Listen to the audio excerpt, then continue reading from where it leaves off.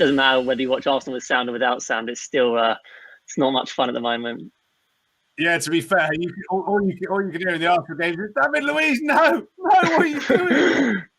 Get him off. They signed another year deal. They've signed him on again, which is ridiculous, really. Are you, as an Arsenal fan, a fan of the re-signing of Luiz, or would you pass him by? No, he's a car crash waiting to happen. He's more dangerous to us than he is for opposition. We need to get rid quickly. Obviously, coming to you, Banners, obviously being a Liverpool man there, actually, it's like, I feel like a vampire looking into the sun, seeing that shirt in front of me, to be fair, as a United fan. But let's be honest, your lads certainly deserved that Premier League title this year, didn't they? Yeah, well, it's interesting. Like, I'm not a fan who's biased. I'll look at it from the outset of thinking how powerful Man City were over the previous couple of years. I actually thought we would be stronger next year because I thought Man City still had a season in their players being so strong, and then they'd probably want to move other challenges. But obviously, the run we went on with the unbeaten run, and then winning the Champions League, and then coming back in again this season and getting on another run, and then Man City getting a few injuries and not picking up the wins they want, it sort of everything was start to align. And you think, is it going to happen this year? And everybody who doesn't support Liverpool like, no, you're going to choke again. And when the lockdown happened, you're thinking it could actually just be another one which just something going to stop us.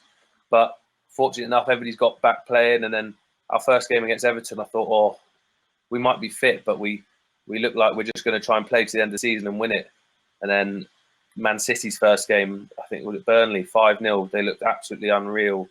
And then we came back and played Crystal Palace, and we were back. And I thought, I didn't think Chelsea would do it as they did. I thought it'd come down to us going to the Etihad and having to get a result there, which would have been good.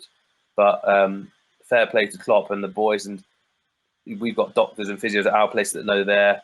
Some of the doctors and physios at Liverpool, and it's a whole backroom staff. And as yourself at Somerset, when you won the competitions, it's not just the boys on the pitch. It goes from the roots of everybody at the club. And I think that's what everybody from every supporting of a sports club can see.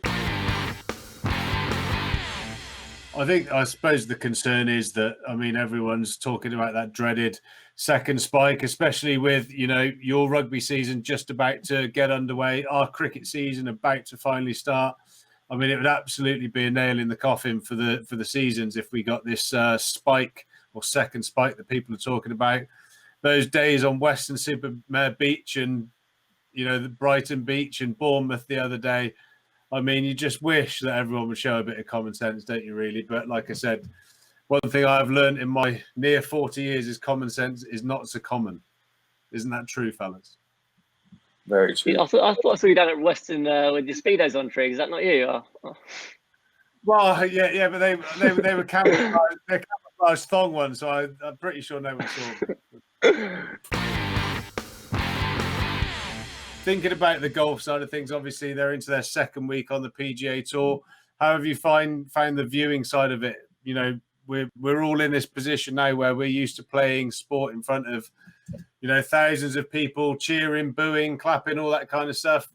Are you struggling with the viewing side of it? I certainly am. I just can't get my head around it. But playing, could you imagine playing a game for Gloucester Rugby or Somerset Cricket, respectively? Out there like nobody cares. It's going to feel a bit. I'm just going to feel a bit like a pre-season. I think that vibe at the ground, this empty ground. Obviously, competition-wise, when you're on the field, I don't think that changes too much mindset-wise. But it's very strange. I definitely think sport's got to play with the crowd. It makes it so much more entertaining. But I think as a player, you just got to crack on and do what you need to do. Banners, what do you think, mate? Are you in the zone when you play rugby, or do you need that crowd up behind you to get you fired up? In my eyes, you still get paid the same to perform, and if there's nobody there or there's 10,000 plus there, you still want to perform. It's up your own levels and your own honesty, which is going to make you play well and perform at the best. Whilst, like I said, watching the golf at the moment on PGA, it's interesting because when you play, I've spoken to a couple of boys who play on tour.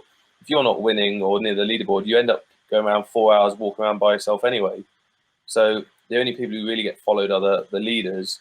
But I think the PGA Tour has not got it wrong, but they're still obviously letting a lot of people in who they could probably do the tournament with a couple of less people, because the cameramen are up on high gantries. They don't need to be seen.